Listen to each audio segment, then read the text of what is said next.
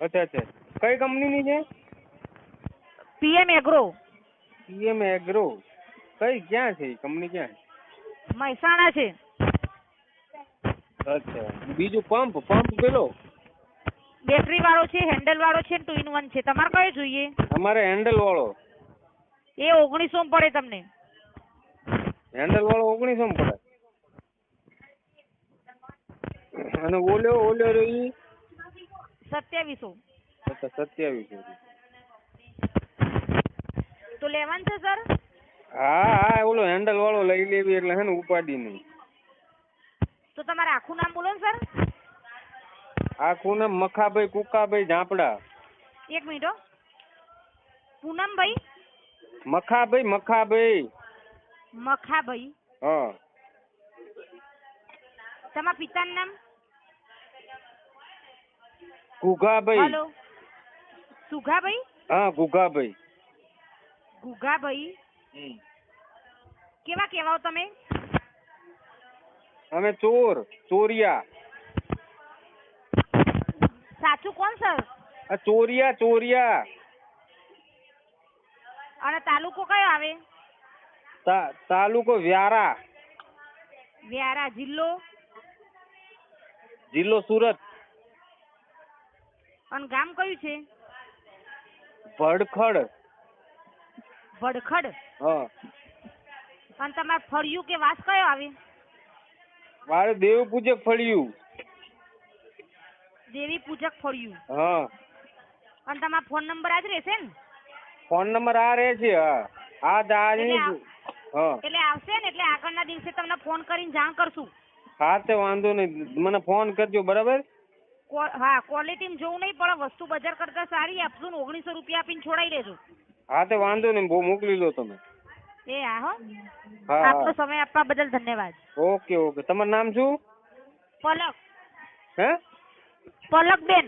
અચ્છા, પલકબેન. આખું નામ બોલો, મારે ના આવો ખબર પડે. આખું નામ?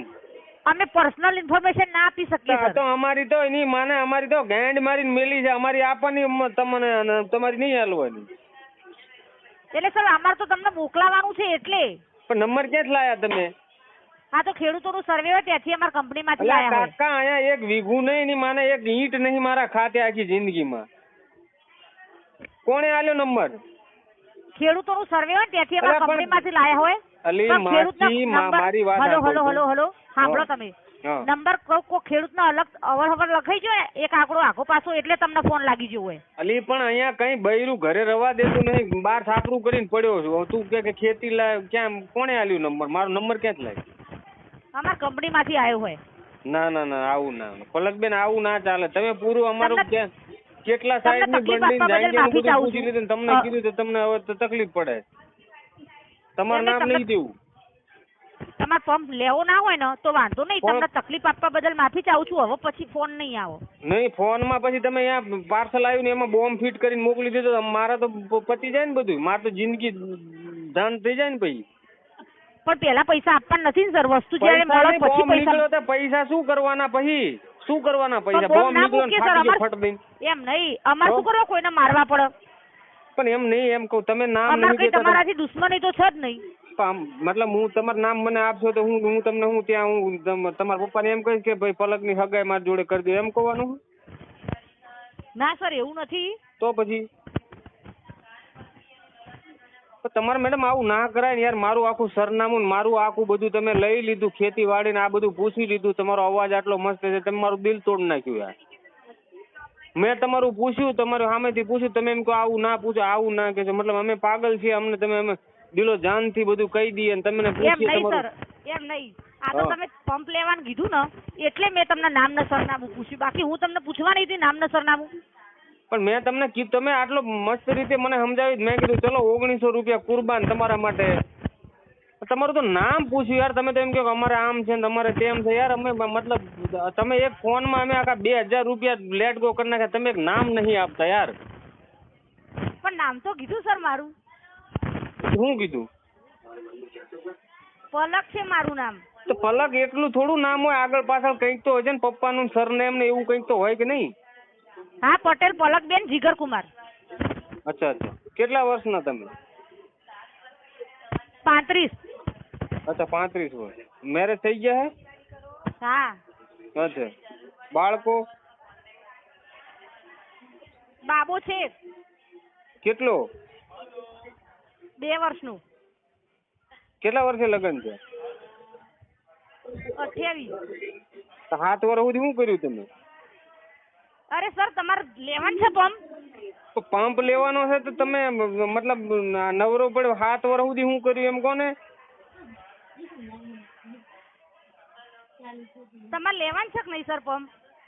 પણ તમે અમારી પર્સનલ માહિતી તમને ના આપી શકીએ સર. અમારું કંપની છે. તકલીફ આ છે, હિન્દુસ્તાનની તકલીફ આ છે, કસ્ટમરની પર્સનલ માહિતી ઠોકી બેહાડીને લઈ લો અને ભડખડ ગામમાં આખો પંપ મોકલી દો, હેડ પંપ.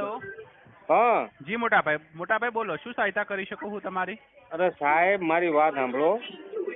હા આખી માહિતી મારી લઈ લીધી, આખી.